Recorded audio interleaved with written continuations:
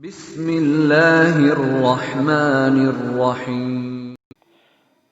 السلام علیکم ورحمۃ اللہ۔ عزیز طلبہ، ایک بار پھر ہم آپ کی خدمت میں حاضر ہیں البلاغۃ الواضحہ کو لے کر۔ اس بار ہم ایک نیا چیپٹر شروع کرنے جا رہے ہیں۔ اس چیپٹر کا نام ہے التشبیہ الضمنی۔ تشبیہ ضمنی کیا ہے؟ اس کو سمجھنے سے پہلے آپ یہ سمجھ لیں کہ تشبیہ کی دو قسمیں ہیں، ایک ہے تشبیہ صریح اور دوسری ہے تشبیہ ضمنی۔ میں ان دونوں تشبیہات کو جو ہے میں پہلے اردو کی دو مثالوں کے ساتھ آپ کے سامنے رکھتا ہوں، اس کے بعد پھر ہم انشاءاللہ عربی کی مثالوں کی طرف آئیں گے۔ تو آپ جو ہے جیسے میں آپ سے کہوں کہ زید چاند کی طرح ہے، تو جیسے آپ نے سنا کہ میں کہہ رہا ہوں زید چاند کی طرح ہے، آپ ایک دم ڈائریکٹلی آپ سمجھ گئے کہ میں زید کو چاند سے تشبیہ دے رہا ہوں۔ تو ایک تشبیہ تو وہ ہوتی ہے جو کہ صراحت کے ساتھ دی جاتی ہے، صراحت کے ساتھ تشبیہ دی جاتی ہے اور پتہ لگ جاتا ہے کہ یہ فلاں شخص جو ہے فلاں چیز کو فلاں چیز سے تشبیہ دے رہا ہے۔ یہ تشبیہ صریح ہوتی ہے نا، ایک دم ڈائریکٹ وے میں یہ تشبیہ دی جاتی ہے۔ لیکن کبھی ایسا ہوتا ہے کہ تشبیہ جو ہے وہ انڈائریکٹ وے میں پیش کی جاتی ہے، سمجھ رہے ہیں؟ یعنی کہ صاف لفظوں میں نہیں ہوتی ہے، وہ تشبیہ چھپی ہوئی ہوتی ہے، ضمناً جو ہے وہ تشبیہ ہوتی ہے اور اس کو جو ہے سمجھنا پڑتا ہے۔ اب اس کی ایک مثال دوں آپ کو اردو میں۔ میں مثال کے طور پہ آپ سے کہوں کہ تم نجات کی امید کرتے ہو حالانکہ نجات کی راہ پر نہیں چلتے، بے شک کشتی خشکی پر نہیں چلا کرتی۔ تو جب میں نے آپ کے سامنے یہ جملہ بولا تو آپ نے کیا سمجھا اس سے؟ آپ نے یہ سمجھا کہ میں نے کہا ہے کہ تم نجات کی امید نہیں کرتے، تم نجات کی امید کرتے ہو حالانکہ نجات کی راہ پر نہیں چلتے، ہے نا؟ یعنی کہ میرے کہنے کا مطلب یہ ہے کہ اگر تم نجات حاصل کرنا چاہتے ہو تو تمہیں نجات کی راہ پر چلنا چاہیے، ٹھیک ہے نا؟ اور اگر تم نجات کی راہ پر نہیں چلو گے، اگر تم نجات کی راہ پر نہیں چلو گے تو تم کو نجات نہیں ملے گی۔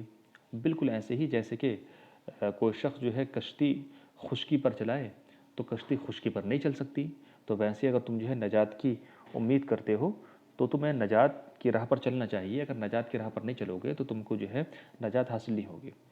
تو آپ کو یہ لگا کہ جب میں یہ کہہ رہا ہوں کہ بے شک کشتی خشکی پر نہیں چلا کرتی، تو آپ نے یہ سمجھا کہ میں یہ کہہ رہا ہوں کہ میں جو ہے دلیل قائم کر رہا ہوں اپنی پہلی والی بات پہ، جو بات میں نے پہلے کہی ہے۔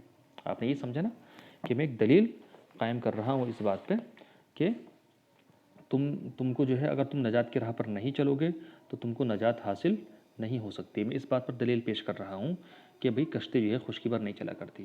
تو یہ جو جملہ میں نے بولا کہ کشتی خشکی پر نہیں چلا کرتی، یہ دراصل یہ دوسرا جملہ میرے پہلے جملے کی دلیل ہے، اور میں جو ہے اس دوسرے جملے کے ذریعے اپنے پہلے جملے کو مضبوط کر رہا ہوں اور اس کو ثابت کر رہا ہوں، ٹھیک ہے نا؟ لیکن اس کے ساتھ ساتھ جو ہے آپ یہ بھی سمجھیے، میں جو ہے اپنی پہلی بات کو دوسری بات سے تقویت تو پہنچا رہا ہوں، لیکن ساتھ ہی ساتھ جو شخص جو ہے نجات کی راہ پر چلے بغیر نجات کی امید کر رہا ہے، میں ایسے شخص کو تشبیہ دے رہا ہوں اس کشتی سے جو کہ خشکی پر چل رہی ہو یا خشکی پر چلنے کی کوشش کر رہی ہو۔ تو ساتھ میں تشبیہ بھی ہے، لیکن وہ تشبیہ ڈائریکٹ نہیں ہے بلکہ انڈائریکٹ ہے، ٹھیک ہے نا؟ تو کبھی تو ایسا ہوتا ہے کہ تشبیہ ایک دم صاف صاف آپ کو نظر آ جاتی ہے، اس میں جو ہے کوئی گہرائی نہیں ہوتی ہے، اور کبھی ایسا ہوتا ہے کہ تشبیہ صاف صاف نہیں ہوتی ہے بلکہ وہ چھپی ہوئی ہوتی ہے، وہ دبی ہوئی ہوتی ہے، لیکن ہوتی ہے، اس کو سمجھنا پڑتا ہے۔ اب جو ہے میں آپ کو یہ جو عربی کی مثالیں اس میں پیش کی گئی ہیں، ان کی روشنی میں اس بات کو میں آپ کو سمجھاتا ہوں۔ دیکھیے، ابو تمام نے کہا ہے لا تنکری عطل الکریم من الغنا فالسیل حرب للمکان العالی۔ لا تنکری، نکیر مت کر، عطل الکریم من الغنا، مالدار کے کریم شخص کے مالداری سے خالی ہونے پر، ٹھیک ہے؟ کریم شخص کے جو کہ داد دہش کرتا ہو، لوگوں کو نوازتا ہو، ہے نا، بندہ نواز ہو، تو لوگوں کو نوازنے والے شخص کے مالداری سے خالی ہونے پر نکیر مت کر۔ میں نے ایک بات کہہ دی ہے، یہ شاعر نے ایک بات کہہ دی کہ بھی اگر آپ کو جو ہے کوئی ایسا کریم یا ایسا جو ہے بندہ نواز شخص مل رہا ہے جو کہ مالدار نہیں ہے، تو تم اس پہ جو ہے تعجب کا انکار مت کرو، تم جو ہے اس کا انکار مت کرو. کیوں؟ فالسیل حرب للمکان العالی، اس لیے کہ سیلاب جو ہے وہ جنگ ہے اونچی جگہ کے لیے. سیلاب کیا ہے؟ اونچی جگہ کے لیے جنگ ہے. یعنی کہ سیلاب اونچی جگہ پر نہیں ٹھہرتا، پہلے تو پہنچتا ہی نہیں اونچی جگہ پر، اور اگر پہنچ بھی جائے تو سیلاب جو ہے وہاں پر نہیں ٹھہرتا. تو جس طریقے سے سیلاب کا پانی اونچی جگہ پر نہیں ٹھہرتا، ویسے ہی مالداری کریم شخص کے پاس نہیں ٹھہرتی، اس کی مال و دولت جو ہے ختم ہو جاتی ہے. تو جیسے سیلاب کا پانی جو ہے یہ جنگ ہے یا کہہ لیں کہ دشمن ہے اونچی جگہ کا، تو ویسے ہی مال و دولت کریم شخص کے لیے دشمن ہے. جیسے کریم شخص کے پاس کچھ مال و دولت آتا وہ کسی کو دے دیتا ہے نا. تو جو پہلے جو ایک بات کہی گئی ہے کہ اس کا انکار مت کرو، اس پر نکیر قائم مت کرو کہ یہ کریم شخص ہے اور مال و دولت اس کے پاس نہیں ہے، اس بات پر نکیر قائم نہیں کرو. اس لیے کہ ایسا ہو جاتا ہے کہ وہ جو ایک سیلاب کا جو پانی ہوتا ہے وہ جنگ ہوتا ہے کس کے لیے؟ اونچی جگہ کے لیے. یہ کہہ لیں کہ سیلاب کا پانی دشمن ہوتا ہے اونچی جگہ کے لیے. تو یہ جو دوسرا جملہ میں نے بولا ہے کہ سیلاب کا پانی جنگ ہے اونچی جگہ کے لیے، تو دراصل میں اس دوسرے جملے کو بول کر کے اپنے پہلے جملے کو مضبوط کر رہا ہوں، اور جو میں نے پہلے بات کہی ہے اس بات پر دلیل قائم کر رہا ہوں کہ بھی جیسے سیلاب کا پانی اونچی جگہ پر نہیں ٹھہرتا ویسے جو ہے کریم شخص کے پاس مال و دولت نہیں ٹھہرتا. تو میں دوسرا جملہ لا کر کے اپنے پہلے جملے کو مضبوط کر رہا ہوں، اس کی تائید کر رہا ہوں اور جو ہے اس پر دلیل قائم کر رہا ہوں. لیکن آپ یہ بھی دیکھیے ساتھ ہی ساتھ میں نے تشبیہ بھی دے دی، شاعر نے تشبیہ بھی دے دی. تشبیہ کیسے دے دی؟ جب شاعر نے یہ کہا کہ سیلاب جو ہے وہ جنگ ہے اونچی جگہ کے لیے یا سیلاب دشمن ہے اونچی جگہ کا، تو جیسے میں نے یہ جملہ بولا تو آپ غور کیجئے میں تشبیہ بھی دے رہا ہوں. تشبیہ کیسے دے رہا ہوں؟ میں جو ہے یہ جو کریم شخص ہے میں کریم شخص کو اونچی جگہ سے تشبیہ دے رہا ہوں اور مالداری کو سیلاب سے تشبیہ دے رہا ہوں. اور میں یہ کہہ رہا ہوں کہ دیکھیے ایک طرف مالدار ہے، مالدار کے پاس مال و دولت نہیں ٹھہرتا، ایک طرف اونچی جگہ ہے تو اونچی جگہ پہ جو ہے پانی نہیں ٹھہرتا. تو میں نے جو ہے مالدار شخص کو جو ہے اونچی جگہ سے تشبیہ دے دی اور اس کے ساتھ ساتھ جو ہے مال و دولت کو جو ہے سیلاب سے تشبیہ دے دی. تو اصلاً تو دوسرے جملے کو لایا گیا تھا پہلے جملے کو مضبوط کرنے کے لیے، پہلے جملے پر دلیل قائم کرنے کے لیے، لیکن ضمناً اس کے اندر تشبیہ بھی پوشیدہ تھی تو اس کو تشبیہ ضمنی کہیں گے. دوسری مثال دیکھیے، ہم نے ابن رومی نے کہا قد یشیب الفتى وليس عجیبا ان یری النور فی القضیب الرطیب. کبھی کبھی نوجوان کے بال سفید ہو جاتے ہیں، شاب یشیب و بالوں کا سفید ہونا، تو کبھی کبھی نوجوان کے بال سفید ہو جاتے ہیں. ولیس عجیبا، اور یہ کوئی تعجب، اور ولیس عجیبا اور تعجب کی بات نہیں ہے، ان یری النور فی القضیب الرطیب کہ تر و تازہ ٹہنی میں، قضیب مانے ٹہنی، رطیب مانے تر و تازہ، تر و تازہ ٹہنی میں ان یری النور کلی نظر آ جائے. اور تعجب کی بات نہیں ہے کہ تر و تازہ ٹہنی میں کلی نظر آ جائے. ٹھیک ہے، تو قد یشیب الفتى، نوجوان کے بال سفید ہو جاتے ہیں. تو جب میں نے کہا کہ نوجوان کے بال سفید ہو جاتے ہیں تو کسی کو تعجب لگا ہوگا اس میں کہ یار نوجوان کے بال کیسے سفید ہو سکتے ہیں، نوجوان کے بال تو سفید نہیں ہونے چاہیے. تو اس بات کے امکان کو ثابت کرنے کے لیے کہ بھی ایسا ہو سکتا ہے ہم ایک دلیل پیش کر رہے ہیں. ہم کیا کہہ رہے ہیں؟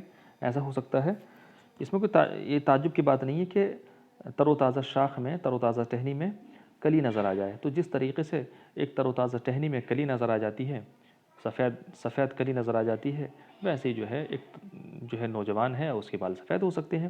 تو ہم نے جو پہلے جو بات کہی ہے اس بات کے امکان کو ثابت کرنے کے لیے، اس بات کی پاسبلٹی کو ثابت کرنے کے لیے ہم دوسرا جملہ لے کر کے آئے اور اس دوسرے جملے کے ذریعے ہم نے پہلی بات کو ثابت کیا اور پہلی بات کو مضبوط کیا. لیکن ساتھ ہی ساتھ آپ یہ بھی دیکھیے کہ اصلاً تو کلام کس نے لایا گیا ہے لیکن ساتھ میں تشبیہ بھی ہے. تشبیہ کیسے ہے کہ جو نوجوان ہے میں اس نوجوان کو تشبیہ دے رہا ہوں تر و تازہ ٹہنی سے، اور وہ جو بال اس کے سفید ہو جا رہے ہیں اس کے بالوں کی سفیدی کو میں کلی سے تشبیہ دے رہا ہوں. سمجھ رہے ہیں آپ؟ تو اگرچہ دوسرے جملے کو پہلے جملے کی مضبوطی کے لیے، اس کی تائید کے لیے، اس کے سپورٹ کے لیے لایا گیا، لیکن ساتھ ہی ساتھ اس میں تشبیہ بھی پوشیدہ تھی ضمناً. تو اس کو کہیں گے تشبیہ ضمنی. یعنی کلام کو لائے تو جائے کسی اور مقصد کے لیے، لیکن ساتھ میں جو ہے وہ تشبیہ والا کام بھی ہو جائے، تو یہ تشبیہ ضمنی ہو گئی۔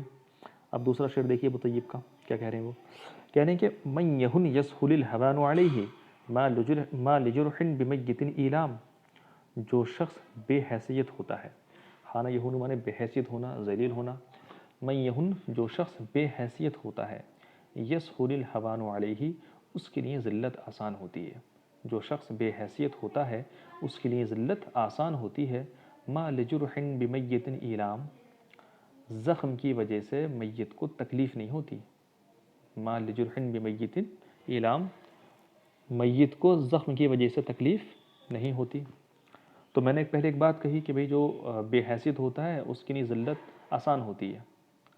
اب ہو سکتا ہے کسی کو یہ بات سمجھ میں نہ آئے کہ بھئی جو ہے ایک بے حیثیت شخص کے لیے ذلت کیسے آسان ہوتی ہے، ہو سکتا ہے کسی کو یہ بات سمجھ میں نہ آئے، وہ اس کا انکار کرے۔